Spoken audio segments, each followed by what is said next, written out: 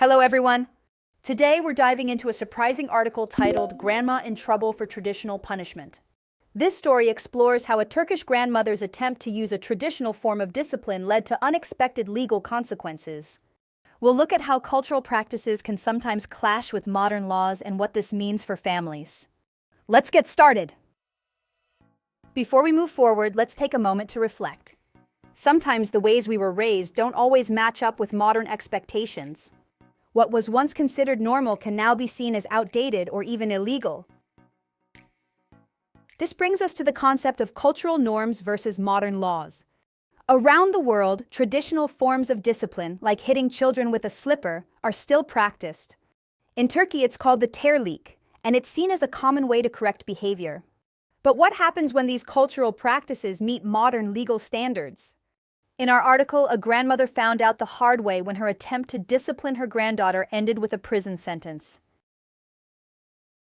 Do you think cultural traditions should be protected even if they conflict with modern laws?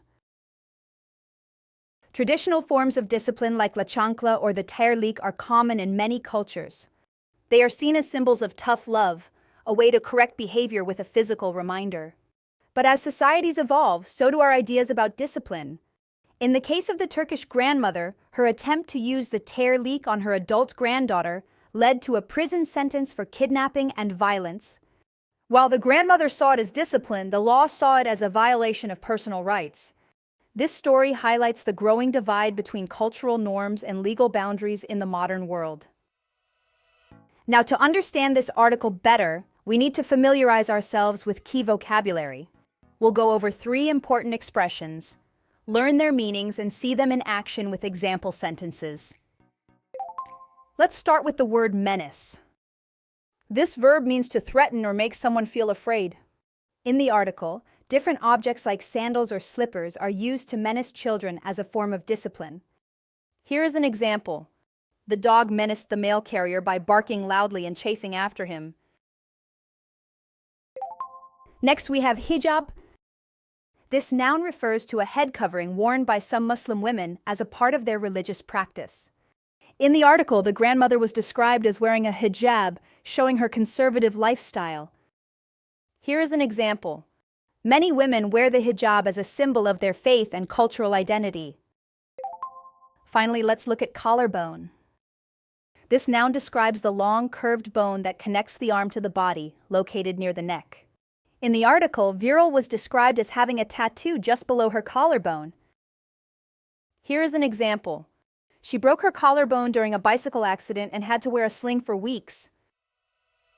Now that we've explored the main themes and vocabulary, let's reinforce our understanding with a summary dictation exercise.